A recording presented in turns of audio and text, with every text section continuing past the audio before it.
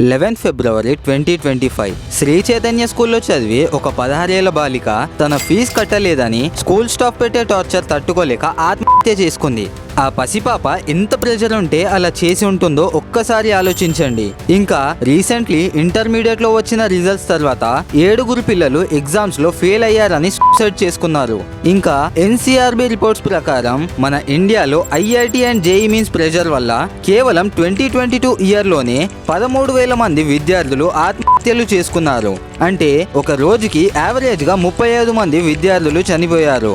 ఇండియాలో education system ఎంతకి దిగజారిపోయిందంటే ఒకవైపు పిల్లలు ఆత్మహత్యలు పెరిగిపోతుంటే మరోవైపు స్కూల్స్, కాలేజెస్ అండ్ ఇన్స్టిట్యూషన్స్ వాళ్ళు ఈ పసిపిల్లల ప్రాణాలతో బిజినెస్ చేసుకుంటున్నారు. ఇది నాలెడ్జ్ ఇచ్చే సిస్టమ్ కాదు, ఇది ఒక క్లియర్ కట్ బిజినెస్ మోడల్.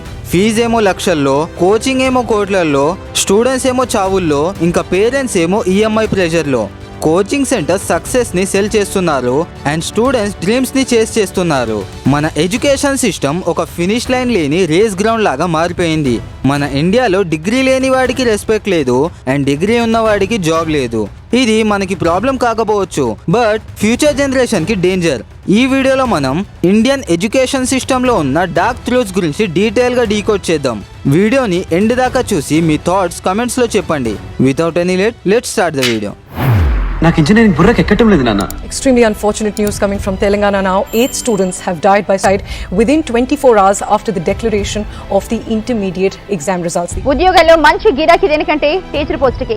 ఒక్కసారి టీచర్ అయ్యంటే జీవితం అంతా బిందాస్.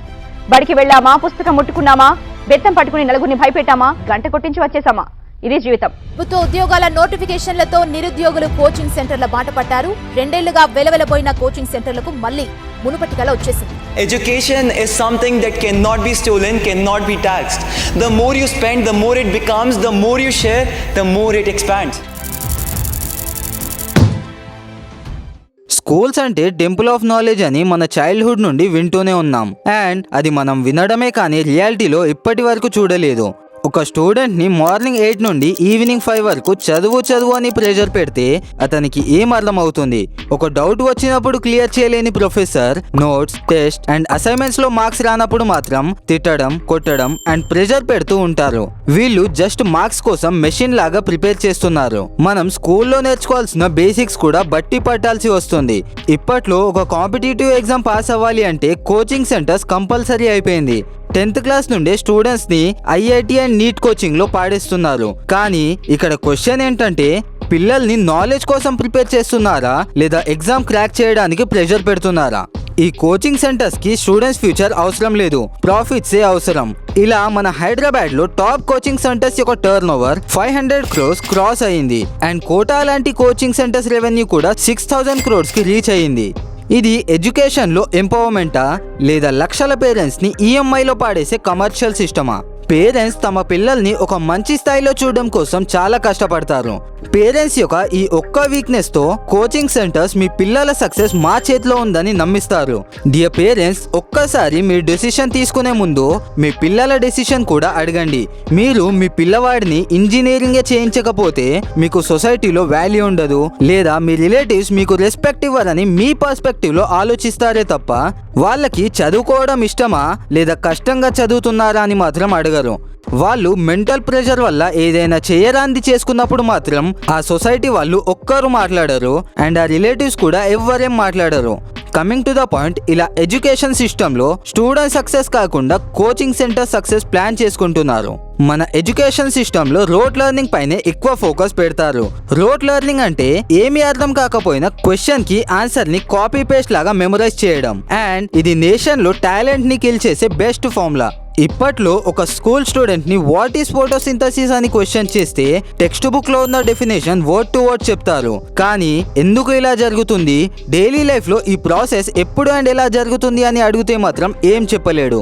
ఎందుకంటే వాళ్ళు అర్థం చేసుకోవడానికి కాకుండా మెమరైజ్ చేయడం కోసమే చదువుతున్నారు. టీచర్స్ కి సిలబస్ కంప్లీట్ చేయాలి అన్న ప్రెషర్, స్టూడెంట్ కి ఎగ్జామ్స్ లో మార్క్స్ రావాలి అన్న ప్రెషర్. ఇద్దరి మధ్యలో సబ్జెక్ట్ మీద ఇంట్రెస్ట్, అప్లికేషన్, క్రియేటివిటీ అన్నీ పోయాయి. ఈ సిస్టమ్ స్టూడెంట్స్ ని థింకర్స్ గా కాకుండా ర్యాంకర్స్ గా తయారు చేస్తుంది. మన ఇండియాలో 96% స్టూడెంట్స్ రీడింగ్ అండ్ రైటింగ్ చేస్తారని స్టాట్స్ చెప్తున్నాయి. కానీ concept like banking or health scheme గురించి ఎక్స్ప్లెనేషన్ అడిగితే మాత్రం 70% ఆఫ్ స్టూడెంట్స్ ఆన్సర్ ఇవ్వలేకపోతున్నారు. ఇది ఎడ్యుకేషన్ సిస్టంలో ఉన్న షాలో లెర్నింగ్ ని ఎక్స్పోజ్ చేస్తుంది. ఒక టైంలో డిగ్రీ అంటే ప్రెస్టీజ్, ఇప్పుడు డిగ్రీ అంటే జస్ట్ ఒక కాస్ట్లీ పేపర్. ఇండియాలో 1100+ యూనివర్సిటీస్ ఉన్నాయి. వాటిలో 400+ ప్రైవేట్ కాలేజెస్. కానీ ఈ ప్రైవేట్ కాలేజెస్ ఇంత సడన్ గా ఎలా పెరిగాయి అని మీకు డౌట్ రావచ్చు. మన ఇండియాలో ఎడ్యుకేషన్ సిస్టమ్ ని బిజినెస్ మోడల్ లాగా చూసి పొలిటీషియన్స్, రియల్ ఎస్టేట్ టైకోన్స్, ఇంకా సినిమా సెలబ్రిటీస్ కూడా కాలేజెస్ ఓపెన్ చేయడం స్టార్ట్ చేశారు. అండ్ ఇప్పట్లో పిల్లలు సీట్ సంపాదించడం కంటే మేనేజ్మెంట్ కి ఎక్కువ ప్రిఫరెన్స్ ఇస్తున్నారు. ఈ ప్రైవేట్ కాలేజెస్ లో ఒక నార్మల్ ఇంజనీరింగ్ సీట్ కి 8 lakhs to 15 lakhs తీసుకుంటున్నారు. అండ్ ఎంబీబీఎస్ సీట్ కి మినిమం 1 crore డిమాండ్ చేస్తున్నారు. ఇక్కడ ఒక అకాడమిక్ ఇయర్ ఫీజ్ కన్నా సీట్ ఫీజే ఎక్కువైపోయిందని మనం అర్థం చేసుకోవచ్చు. ఇదంతా పొలిటికల్ బ్యాకింగ్ తోనే నడుస్తుంది.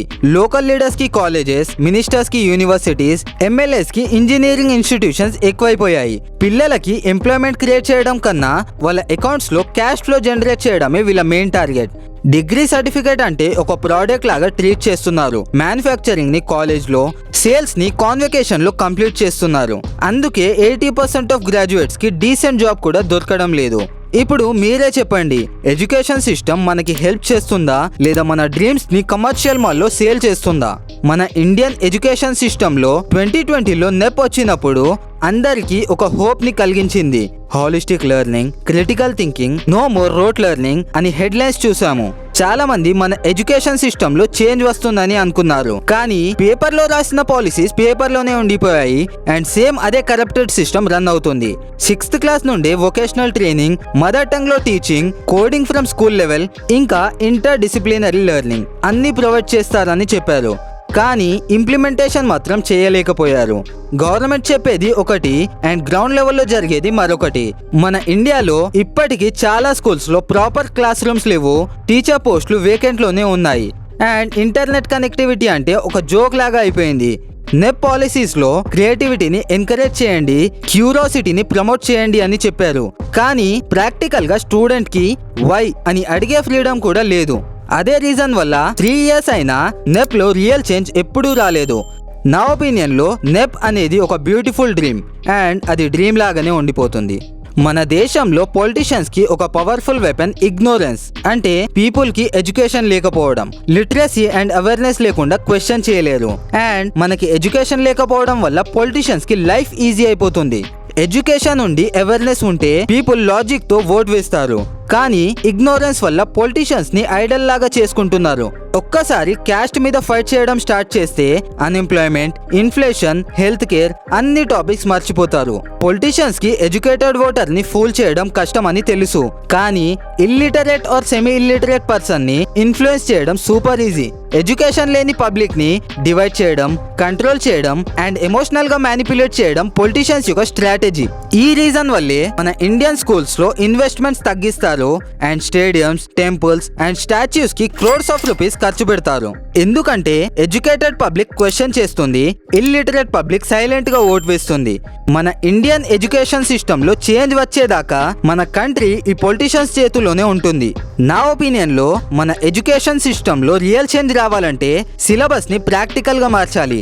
స్టూడెంట్స్ కి థియరీ కాకుండా రియల్ లైఫ్ స్కిల్స్ నేర్పించాలి. Like financial literacy, communication, coding, logical thinking and marks మీద కాకుండా స్కిల్స్ మీద ఫోకస్ ఉండాలి. ఇంకా టీచర్స్ కి మోడర్న్ ట్రైనింగ్ ఇవ్వాలి. స్కూల్స్ లో డిజిటల్ టూల్స్ ప్రొవైడ్ చేయాలి. రోడ్ లెర్నింగ్ వదిలి కాన్సెప్ట్ బేస్డ్ లెర్నింగ్ కి షిఫ్ట్ అవ్వాలి. And most important is education system assessable and affordable గా ఉండాలి. చదువు అనేది ప్రెజర్ కాదు, డైరెక్షన్ అయ్యే విధానంలో ఉండాలి. అప్పుడే మన ఇండియాలో రియల్ ట్రాన్స్ఫర్మేషన్ స్టార్ట్ అవుతుంది. ఫైనల్ గా నేను చెప్పేది ఏంటంటే పిల్లల ఎడ్యుకేషన్ లో పేరెంట్స్ ప్రెజర్ ఉండకూడదు. అండ్ పిల్లలకి మార్క్స్ మీద కాకుండా స్కిల్స్ మీద ఫోకస్ ఉండాలి. అప్పుడే ఇండియా ఎడ్యుకేట్ అవుతుంది and corruption, casteism, fake news అన్ని తగ్గిపోతాయి. ఈ వీడియోలో నేను మన ఇండియన్ ఎడ్యుకేషన్ సిస్టమ్ ని బ్లేమ్ చేయటం లేదు. మన ఇండియన్ ఎడ్యుకేషన్ సిస్టమ్ లో ఉన్న డార్క్ ట్రూత్స్ గురించి మాత్రమే చెప్తున్నాను. మరి ఈ టాపిక్ పైన మీ ఒపీనియన్స్ ఏంటి? కమెంట్స్ లో తప్పకుండా చెప్పండి. That's all for today. Thank you.